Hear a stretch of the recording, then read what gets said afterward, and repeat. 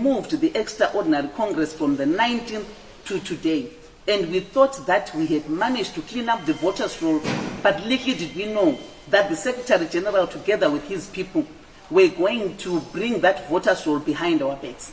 You saw what happened. Bulawayo, people were removed from the voters' roll. Matno, people were removed from the voters' roll. This agenda set together. Good evening, Zimbabweans. As the acting president of MDC T, I have called off the extraordinary Congress, which was taking place today at the HICC due to massive rigging. First of all, it was a flawed voters' roll which was brought before us, and we rejected it. Hence the reason why we moved the extraordinary Congress from the 19th to today. And we thought that we had managed to clean up the voters' roll, but little did we know that the Secretary General, together with his people, were going to bring that voters' roll behind our backs. You saw what happened. Bulawayo, people were removed from the voters' roll. Matno, people were removed from the voters' roll. Manikal, those people who voted are not on the voters' roll, and we can supply that evidence. If you look at Masvingo, I am told only one person voted. You know, everywhere else, people were not allowed to vote, but except for bogus structures. We know people who are with us right now.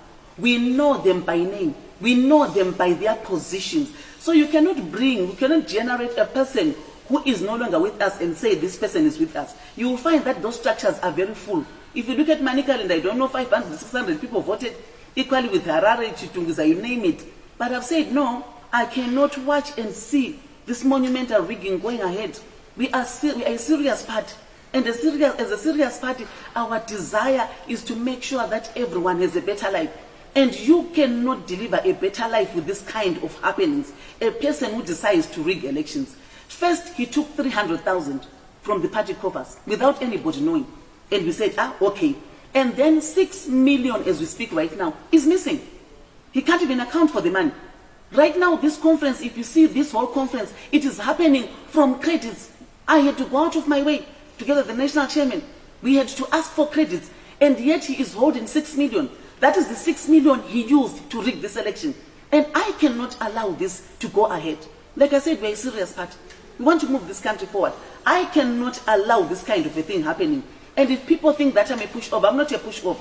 I'm a very principled person, and we wanted a free, fair, and credible election. We are the opposition. We are a government in waiting. And whatever we do, we must maintain standards. We want to be a credible party. Whatever we do, people must envy whatever we do. But with what happened right now, even any person who is insane cannot accept this. It is unacceptable. And with the powers vested in me as the acting president, I have with immediate effect suspended Douglas Togarase Mwonzora as the Secretary General of the party, and he is not allowed to do anything. I am going to report to the National Executive that I have suspended him because he has put the party into disrepute with this massive rigging. Like I said, we expected this election to be free, fair, and credible. We are a party of excellence, and thereby whatever we do must demonstrate that we are a party of excellence. We can't watch with my colleagues.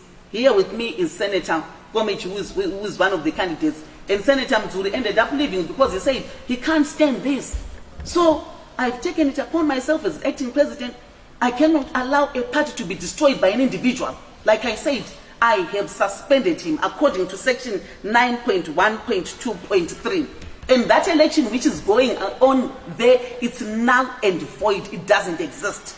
And if it means us going to court with this matter, because we're given a deadline of the 31st, but with what has happened, it's not our fault. We will have to go to court. But I am going to fight to the finish. I am going to fight to the finish. I thank you. The National Chair would like to say something.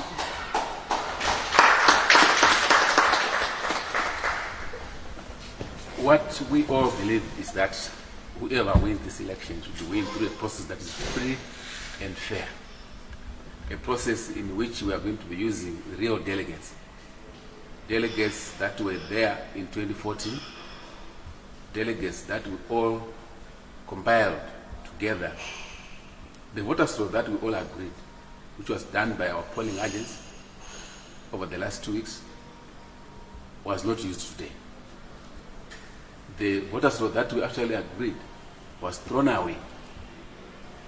Surprisingly, the very voters' roll that we rejected before the 9th of December came out today and was being used. So, people that have voted today are not delegates. We're not there in 2014. Some of them that we actually saw, they were as young as 10 years, 14 years. They came to vote. And that is a violation of our constitution. And as far as we're concerned, that process is flawed. And it's undemocratic. We're on record complaining about how ZEC runs the elections, how ZANU-PF runs the elections in this country. Today we are being seen being worse than ZANU-PF and ZEC. We are constitutionalists and Democrats. We must respect our core values. People must elect their leader from a process that is credible, free and fair. Today's process is not free, it's not credible, and it's not fair. So we strongly condemn it. So definitely what the Madam President said is true and she's correct. Thank you so much. And the issue of violence, as you saw inside, I think some of you were manhandled.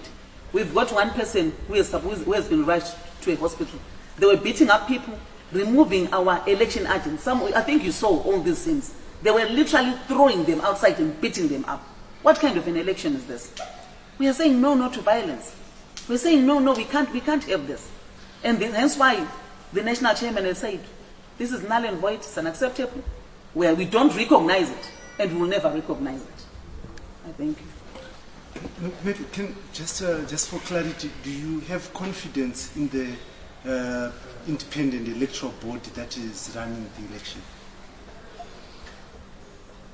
Not at all. Not at all, because they've demonstrated that they were part of the rigging machinery. Initially, we told them they were busy printing ballot papers without us knowing. As I speak right now, I didn't see the ballot papers. I don't even know where they were printing. They were busy printing the ballot papers. Remember the last time they wanted to decentralize this election. This is the reason why we say decentralization will not work, because they knew that out there we were not going to be there. No one was going to be watching what was happening. So they were going to rig left, right, center with that. People were going to be shoved left, right, center, and no one was going to question what is going on. And here's the reason why we said we wanted to have this election in one place, so that as a leadership will be watching. Here we are, we have watched, we have seen. Here's the reason why we are stopping this election. We don't, that independent electoral body, unfortunately they are compromised. We tried to reason with them, even from the onset.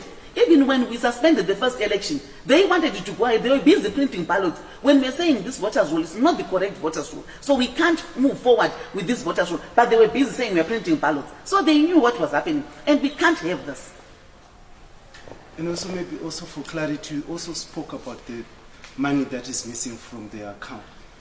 You recently wrote a letter absolving your Secretary General. Why did you do that when you knew exactly, like you're saying right now, that money was stolen?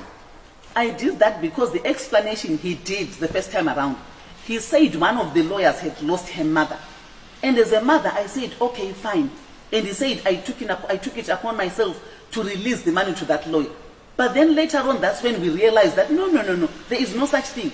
He is the one who took that money. That's the money they were using to create these bogus structures and so on and so forth. But afterwards, there is 6 million. The record is there. Money was just being, transferred to other trust accounts and other people. And right now, as I speak, not even a dime has been accounted for. Like I said, this whole conference, this whole external congress, we had to run around and ask for credit so that we ferry people.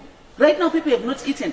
And yet he's holding 6 million, the man which he was using to rig elections. Honestly, we can't just watch and allow this thing to go ahead like that. Even a normal person should understand this. We can't allow this. Not at all. Are you going to be reporting him to the police for that? Definitely we are going to be doing that, because he has to account for the money. Mm-hmm. Yes. And I also want to find out from you, you say that the voters' roll that was used in today's election was not the one that you agreed on. Why did you allow the process to even start when the voters' roll was not the one? Remember, Bulawayo voted first. And with Bulawayo, they used the correct voters' roll, but except that they removed other people. With Magmot, they did the same thing, but they removed other people. When it came to Manicaland and others, that's when they changed.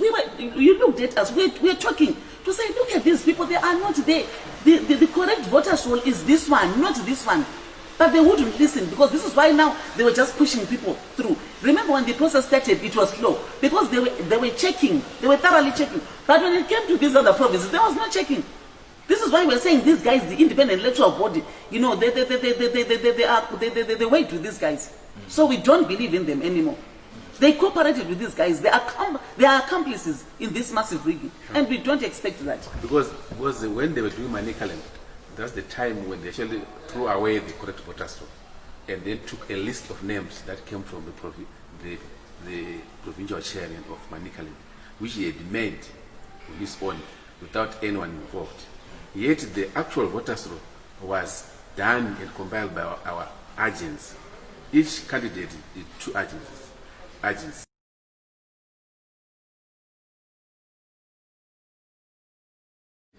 These agents sat together and came out with a proper voters roll, which was actually generated out of the 2014 delegate list. And they actually produced a supplementary voters roll, which was as a result of input of some provinces, which was now supposed to be stayed where they agreed. I think if you listen, we were discussing. We said, let us use the real voters roll and a supplementary voters roll. Instead of using those 2 documents in Manicaland, they threw away those 2 documents. Then started using a list which came from the provincial chairman, which is a total violation of the whole process. We don't have the capacity to bring in full structures at the moment, because there are other people who don't really believe in us, who were 2014 structures, who don't believe in us. So when you really see a full complement of structures in any province, it's not believable. It's just a suspicion. And we proved that because the voters roll that we generated together with our polling agents was not even used. And they confirmed that Manicaland does not have a supplementary voters roll. That they confirmed. Little did we know that they'd thrown it away so that they bring in the chairperson's list, because we couldn't verify. They confirmed it inside. 2 more questions. The first one will be, you were given the deadline of the 31st to hold the EOC. What is going to happen with that? And the second question will be, are we seeing another split of the MDC T? Like I said earlier on, we attempted to hold the Congress on the 27th before the deadline. We tried. But we cannot allow a flawed process to go ahead simply because the court has said just proceed. The court would understand to say, yeah, because honestly there is no ways you could have proceeded. Unless if people say it doesn't matter, if you've got a deadline, it doesn't matter, you can do whatever you want to do as long as you do this thing. But we can't operate like that. This is why I said we would have to explain what happened. Yeah. And the second one, the split? Like I said earlier on, I have with immediate effect suspended Douglas Thokozani Mwonzora as the Secretary General according to section 9.1.2.3 as the acting president with the powers that are vested in me. So he is under suspension. Do you have any regrets, Madam President, working with the Secretary General? I do have regrets now, because I thought he was an honest person. I thought he was a genuine person. I thought he was somebody whom we're going to be working together and moving together on this journey of making sure that we deliver a better life to every Zimbabwean. Little did I know that he was somebody who was going to be doing things in a fraudulent manner. I don't expect that from a person of his caliber. As everybody saw what was happening there. It's a sad reality. It's a sad reality. And maybe another question, Madam President, is that I may not be privy to the constitution of your party. My assumption is that when you're going for a Congress, an elective Congress like this one, the positions that you hold in preparation to the Congress are collapsed. How then do you suspend Mwonzora? Is it the case with the Constitution even that those positions collapse then you are elected on a new mandate. They are not collapsed because here we're only filling one position, such that whoever had lost was going to revert back to their position. So I still have those powers because I was not dissolved until the next person takes over. So I still have those powers. As you can see, it's still going ahead. They're still going ahead, regardless of the fact that I say it's a nullity. It doesn't exist anymore. And I've already told you that it's a nullity, it doesn't exist. Yes, they can go ahead and do whatever they are doing, those shenanigans, but we don't even recognize what they are doing. For us, it's a non-event. It's a non-event. We don't recognize it. So I still have those powers as the acting president, and I will still have them until such time we have a proper process, which is going to be free, fair, and credible.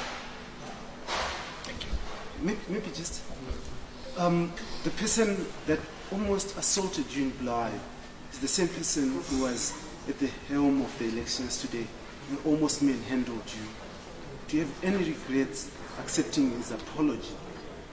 I do, because honestly speaking, we thought that, like I said earlier on, these were genuine people who wanted to build this party so that we become a formidable force.